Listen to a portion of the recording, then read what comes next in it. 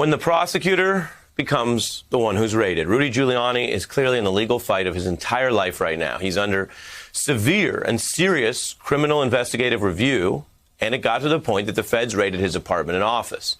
Now, there are brand new developments in this case, and it's not every day that we're discussing the recent lawyer for the president in this much trouble for the former president.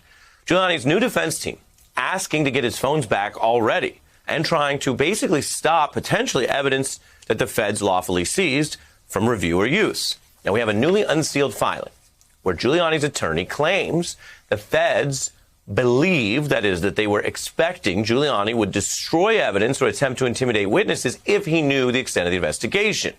And we're also learning more about the early morning raid. Giuliani's team wants all the evidence halted. They're also alleging, and they have every right to file their briefs, it doesn't mean what I'm reporting is true, but they're saying that they think Giuliani's now being treated by this Justice Department like the head of a drug cartel or like a terrorist. And they also say the information obtained, communications with, and on behalf of, and that's a key line we're going to get to, on behalf of the then sitting president, Donald Trump. They also claim he was cooperating with the then Trump State Department in his quest to give documents related to those actions about Ukraine and funneling information or dirt or whatever you want to call it to Secretary of State Mike Pompeo. The lawyers are working both in court and behind the scenes. Giuliani is out doing what he does. He's on the airwaves talking about the case. I know I didn't do anything wrong, so I'm quite confident that in the long run, when they finish all this political persecution, they will not sort of completely corrupt themselves and bring some kind of a false prosecution. I'm joined now by Neil Katyal, former acting U.S. Solicitor General. Thanks for being here. As you and I have discussed in any context, with anyone under review, they can avail themselves their criticisms and concerns about the government or possible search issues. They can do that.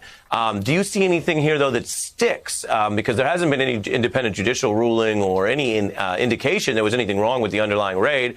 He's now saying that he feels, it's, I guess, a somewhat emotional, or if you want it to be less charitable, a kind of a snowflake defense, that he feels that they are treating him like a mob boss. That's his feeling. What they're doing, as I understand it, is working with judges to gather evidence. Yeah, so Ari, he certainly has the right to file whatever papers he wants to file. The papers he filed that were uncovered today are basically 14 pages of relative nonsense. I mean, he's basically arguing that there can't be a special master review over his material because, well, there wasn't already a special master review. Yeah, I don't think that kind of argument is really going to survive even the normal kind of scrutiny, let alone strict scrutiny. I mean, what Giuliani is trying to say here is he wants a special set of rights because he is the president's lawyer and he portrays it as prosecutors eager to go after him. And there's zero evidence to support that in his filing, except for the fact that the prosecutors also went after another Trump lawyer, Michael Cohen, who, by the way, admitted that he committed various federal crimes. And so I guess at the end of this, I'm just not quite so sure that being President Trump's lawyer cuts quite in the direction that Rudy Giuliani think it does. And these allegations just don't pass the smell test. I mean, the leftist plot to take out Rudy Giuliani is so insidious, I guess, that it began in the Trump Justice Department in 2019, which is when this investigation began. Doesn't make sense. Yeah, I think that's all a tough but fair reckoning with at least what he's publicly filed. Then you bring in the other part, which is the relationship with Donald Trump. And this is fascinating and high stakes. And it's also where a bit of a tell comes in, because Donald Trump, everyone remembers, has jumped in very controversial ways on behalf of certain people. I mean, Paul Manafort was convicted of a whole bunch of crimes, including a lot of personal enrichment that you might say, in fairness to Trump, didn't have to do with Trump. It had to do with him lining his own pockets and evading taxes. Trump still went in to help him, still went in to help Roger Stone. We know what it looks like when Donald Trump has decided to help someone regardless of controversy. Here's reporting from the Daily Beast that says Trump, quote, has blown off Giuliani's pleas for help. It won't issue a written statement saying that the work in Ukraine was done on Trump's behalf, won't sign on to a legal motion to throw out the seized communications, and then, of course, no surprise, and we've discussed it before, won't pay any bills. Put the bills to the side for a moment. That's sort of Trump 101. The fact that he won't do free things that he has done for others, does that tell you that Donald Trump thinks that there may be some actions that were taken vis-a-vis Ukraine or the election that he doesn't want fingerprints on? Absolutely. I mean, it may very well be that Trump doesn't want to help Giuliani because he himself is implicated in all of this.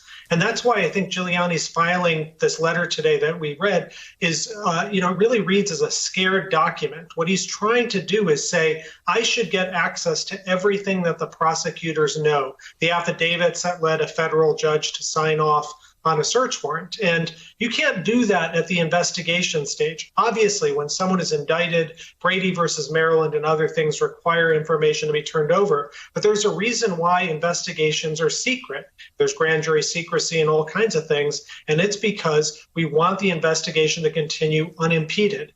And here, Giuliani's trying to interfere with the investigation itself at the front end because he's scared. And he says, look, I'm being treated like a drug lord or a terrorist. And that would be a fair comparison if the prosecutors weren't pulling evidence from his iPhone, like parents looking at their kid's phone for, explicit lyrics and music. I mean, it's just, it's candy for them. And, so far, not a single thing that Giuliani's filed leads me to think there's anything wrong or nefarious about this investigation, which, again, began in the Donald Trump Justice Department. Right. And that's why when we see this level of concern, Giuliani's is one version you just documented, Trump's is another, which is running away from it. It's very striking to really just keep an eye as we will keep pulling the thread of what the feds are after here. Neil Katyal, always great to have you. I want to remind everyone for Neil's analysis here on The Beat, you can go to msnbc.com/Opening Arguments, our recurring series where you can see this and other legal breakdowns by Neil. Hey, I'm Ari Melber from MSNBC. You can see more of our videos right here, or better yet, subscribe to our YouTube channel below. You could have been anywhere in the world, but you're here with us, and we appreciate that.